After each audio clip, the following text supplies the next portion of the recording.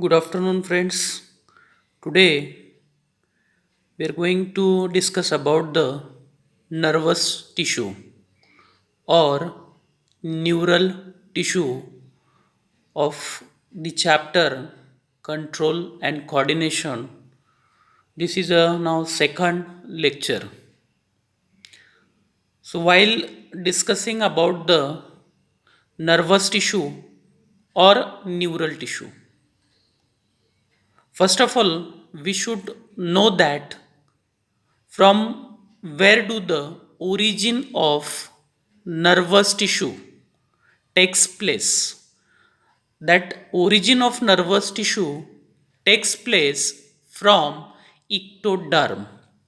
Ectoderm, all of you know about the ectoderm. That is a one germ layer from where do the our embryonic development take place. There are actually three germ layers: ectoderm, mesoderm, and endoderm. Ectoderm is the outermost layer of the germ layer. Again, about the nervous tissue. So, if anybody ask you the question that which is the longest cell in the human body, that is a nervous tissue, or you may say that is a neuron. You may say that is a neuron is the longest cell in the human body, longest cell, about 1 meter long, about 1 meter long. Next point, this nervous system is made up of nervous tissue. Nervous system is made up of nervous tissue, or we can say it as a neural tissue also. So neural tissue consists of primarily of two types of cells.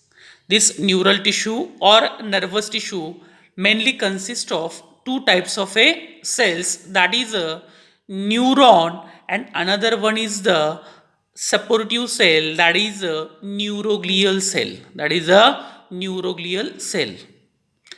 Neuron is also called as a nerve cell. The word nerve means is a bundle of axon, is a bundle of axon outside the CNS, outside the CNS, while inside the CNS, same word is called as a tract. The same word is called as a tract.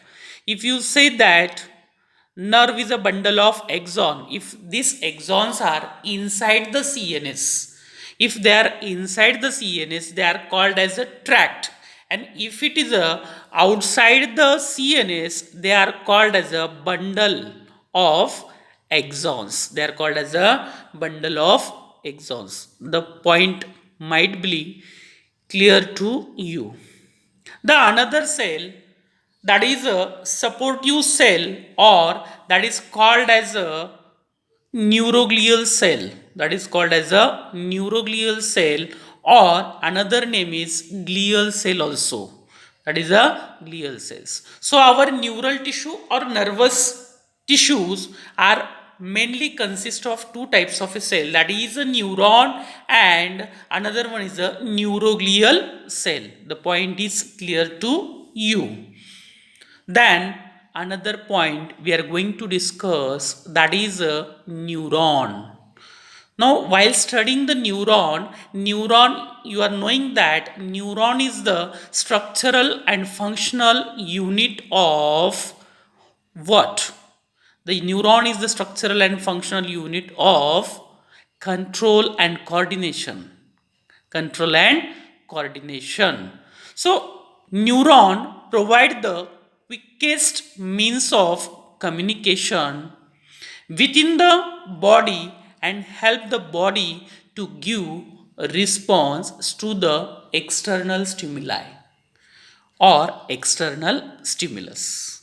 So, you know that neurons are the quickest means of communication, and the body help to give the response to the external stimulation. All the external stimulation means if there is changes in the temperature, if there is changes in the external temperature, our body also tries to change internal temperature to maintain with that particular.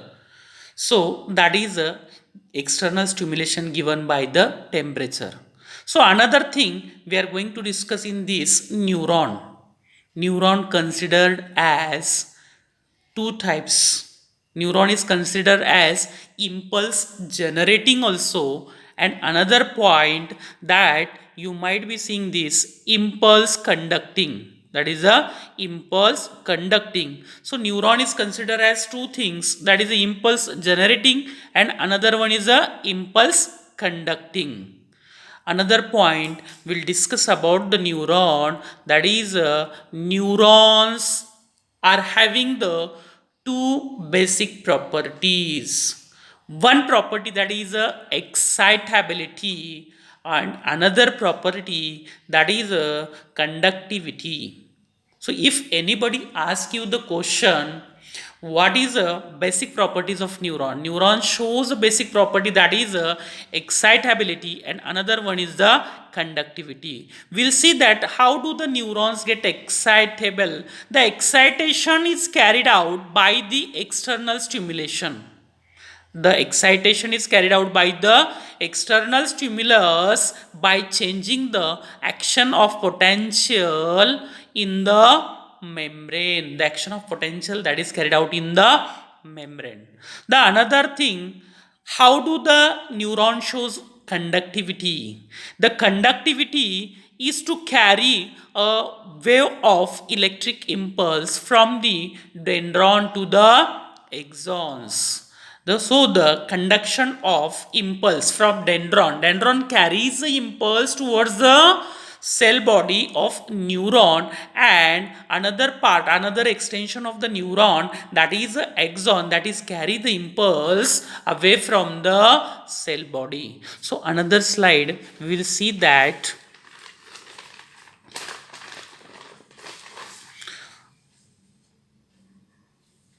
about the, that is about the neuroglial cell, that is about the neuroglial cell.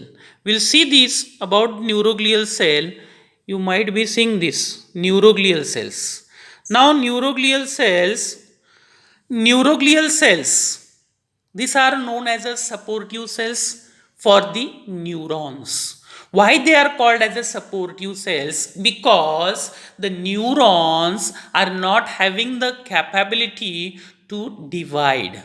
The neurons are not having the capability to divide. So all the time, so this neuroglial cell will support the neuron, for their nourishment, for their protection, like a bodyguard, this neuroglial cells. So we'll see one by one points about the neuroglial cells. In central nervous system, the interneuronal space, what in the CNS, whatever the interneuronal space, interneuron, in between the neuron there is some space, and this space is filled with a large amount of supportive non-nervous cells, supportive non-nervous cells called as a neuroglial cells, So if anybody asks you the question, so what is the origin of neuron? You know that neurons are originated from the ectoderm, as similar to the neurons. If anybody asks you the question, from where do the neuroglial cells originate? Neuroglial cells also originate from the ectoderm. So another name for the neuroglial cell is that neuroglial cell is also called as a microglial cells. They are also called as a microglial cells, or they are also called as a oligodendrocytes or oligodendrocyte. One and the same. These are the some of the names which are given to the neuroglial cells. About the neuroglial cells, we'll see some points, and this about neuroglial cells. These cells are more in number as compared to the neurons. If you compare with the neurons, because neurons are not having the capability to divide, or produce new neurons because they are having the absence of centrioles. They are having the absence of centrioles. And another next point, that is they are capable of regeneration and division, which is lacking in the nerve cells or neurons. Means this point is about the neuroglial cells. Neuroglial cells are having the capability of regeneration. They are having the capacity to regenerate themselves and having the capability to carry out the division. Another point, they are useful in supporting the neurons and nourishment of neuron. All the time, like a bodyguard, they are supporting to the neurons who are supporting these neuroglial cells. And also not just supporting, they are giving the nourishment. जसं तुम्ही चहा पाणी जेवण नाश्ता हे सगळं करता की नाही करता हे विचारता, तसं त्या ठिकाणी प्रत्येक वेळेस दिस नरिशमेंट हे जे कोण देत असतं त्याला, की this neuroglial sales.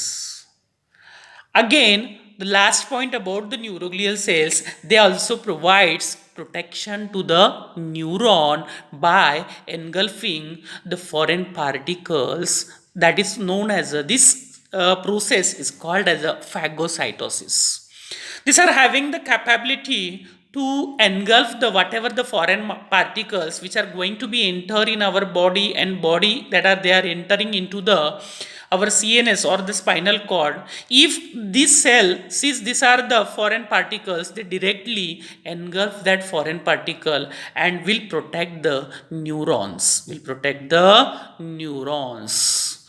So this much we'll see in this chapter, and again the third lecture I will conduct for you. Thank you.